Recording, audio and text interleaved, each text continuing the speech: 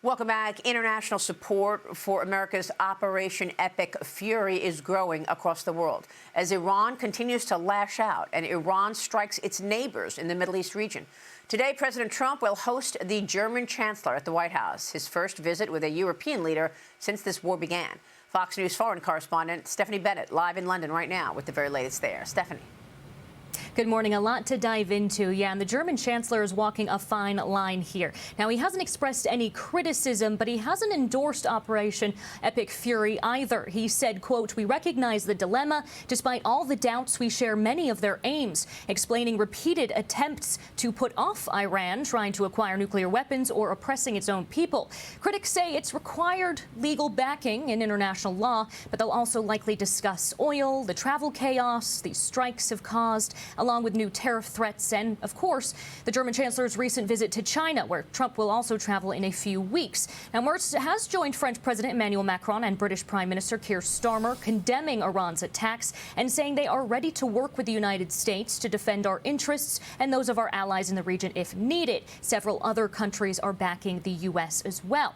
President Trump praised France, but slammed Britain after Sir Keir Starmer said the U.K. did not believe in, quote, regime change from the skies. And Starmer defended his decision not to allow the use of British bases to conduct the initial wave of attacks. But, of course, the situation soon changed, and the UK base in Cyprus was hit with drones. Speaking to The Sun, President Donald Trump said, quote, "It's very sad to see that the relationship is obviously not what it was."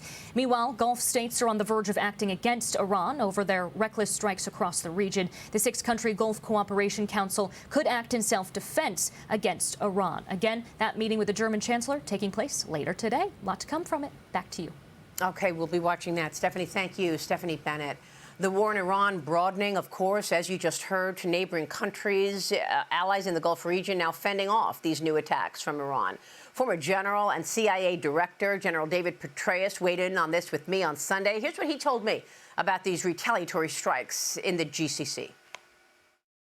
Clearly, a lot of this was led by intelligence, precise intelligence, and a degree of stunning arrogance on the part of the Iranians, who I assume said, well, gee, they didn't attack when they normally do in the early hours of the morning, so we have today, we can get together and meet, which is how the intelligence developed that enabled the killing of the supreme leader and some dozens of others who were meeting with him. I think a really foolish move by the Iranians was to hit the Arab countries in the Gulf, who really had wanted to stay out of this, but now are in it because of strikes against civilian targets in their countries, the Gulf states.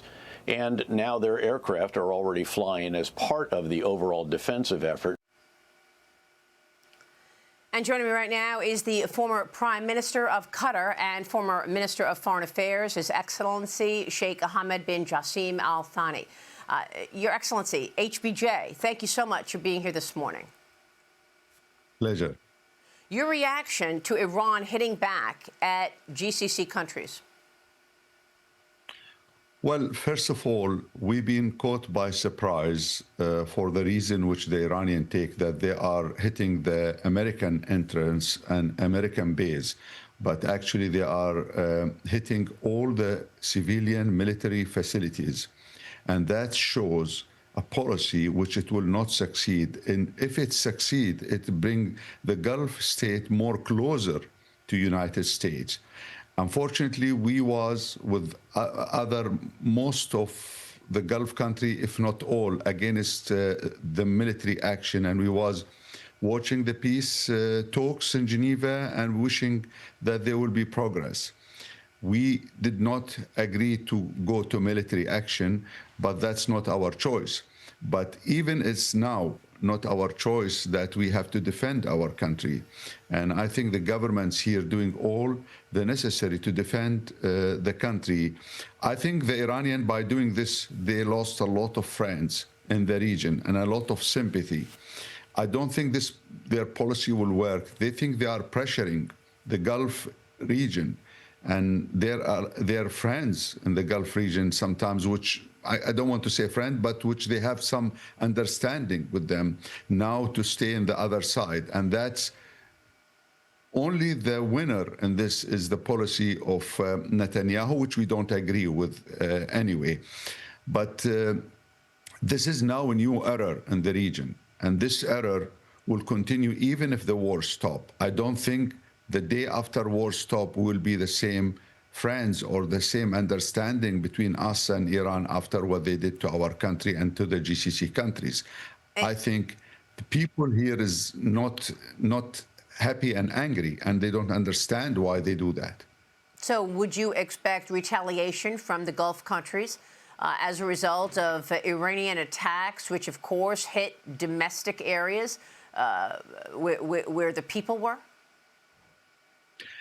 I don't think I don't think I support personally any retaliation unless we find that there is the sources of what they are sending, missiles and drone sending to us, that to eliminate that. But I don't see a retaliation in terms of war against Iran. We will stay neighbor for, unfortunately, all our life and our children, grandchildren life. So in my opinion, we need to have a peace in this region. We are navigating a difficult terrain for many years. I was for 32 years in the policy in my country, and we was navigating a very delicate relation with Tehran, always try to have an understanding. But this move caught me by surprise. I think the guy which he take this move, he's not the guys which we know he have wisdom by doing this. I think Iran has been taken now by the military people, and nobody from the policy side or the government side have a say in that. This is my own assessment. Right. And I want to get your take on what a post-Khomeini Iran should look like. But let me stay on this for a moment, because what are we to think of the funding by the state of Qatar to Hamas? What are we to think about the fact that Hamas is based in Qatar? You know, a lot of worry over Iran's continued persistence in terms of supporting terrorist proxies. And even with an attack on GCC countries, the issue over Qatar's support of Hamas continues to come up. What can you tell viewers about that?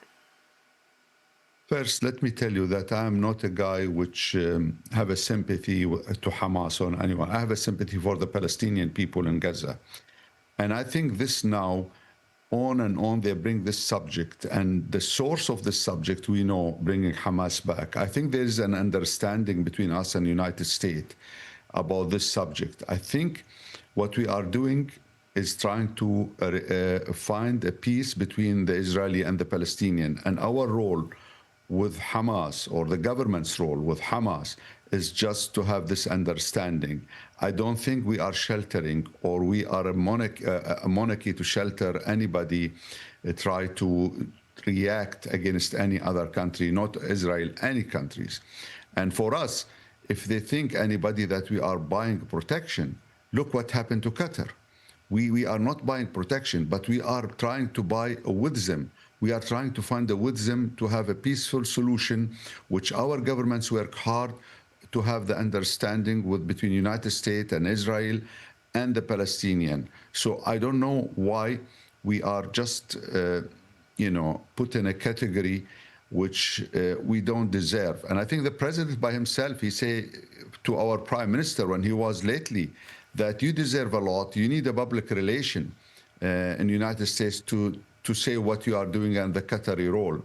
Our role is known to try to have a peaceful play. You know, we don't want to go to the big player and try to see what does the region look like. But what we are trying to do is trying to make our country and the region safe. And that's a very delicate mission. Yes, of course. And Iranian attacks on Qatar have forced the country to halt its LNG production and close the world's largest natural gas facility. The energy company, the state's energy company, forcing a legal clause allowing it to miss contracted deliveries without penalties, further sending gas prices to 12-month highs. We've got oil prices, of course, spiking. Brent touched $85 this morning. What is your expectation of the impact of this? LNG higher, of course, as is all energy, as traders are fearing disruptions in the Strait of Hormuz right now. Well, I think if this stays for longer, the price, no doubt, it will be higher and the market will be disturbed. And this is one of the sequences of the war.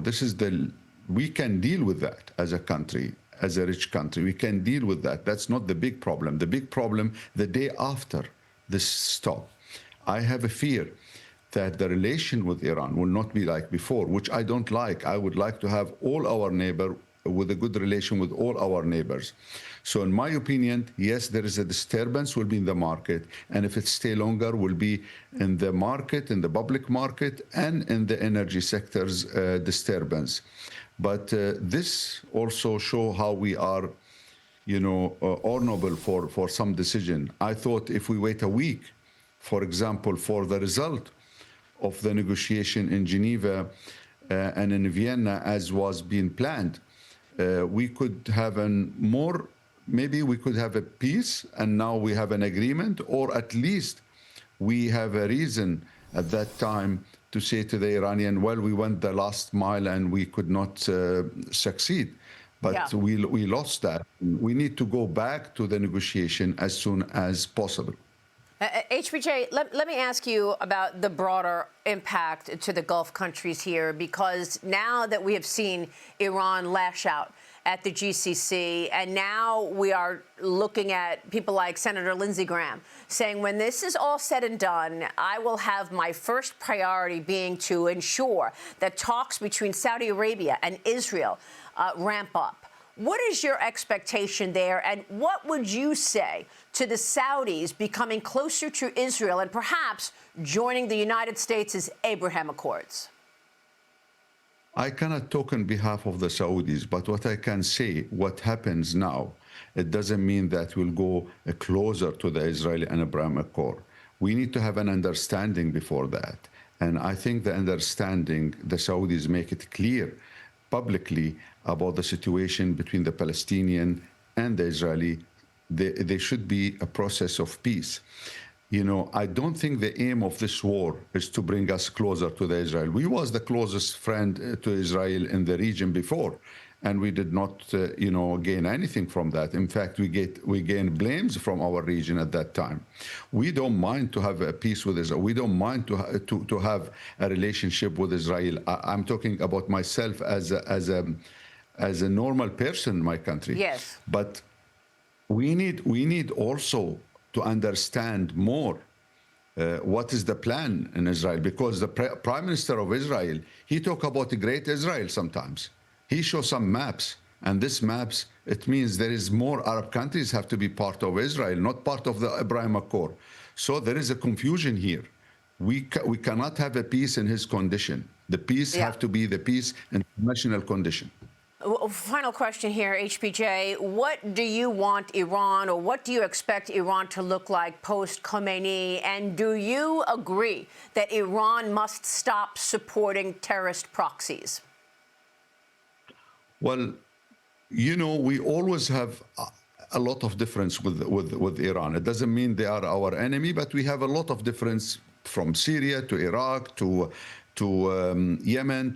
There is many different ideological difference between us and Iran, but always we manage to keep it just a difference, not to be an enemy with Iran. How Iran will look after all this, I think, first of all, I don't want we raise a hope by changing the regime. I think we need the regime, the Iranian, to choose their regime, not us. I don't think they will accept. It's over 100 million people. They will not accept somebody to tell them what sort of regime they should have. But let us say what we hope after all this. After all this, there is the red lines being known to everybody. They know that the Gulf country, they can defend themselves and they can do more. They know that the American have a red line. They know the Israeli have a red line. We know now the Iranian have a red lines. So if we can work in these red lines, then we will have a new understanding how we can live together and not to do things against each other in terms of terrorism or anything else. We will be watching. Your Excellency, thank you very much. Sheikh Hamad joining us from Doha, Qatar. Thank you, sir. We'll be right back.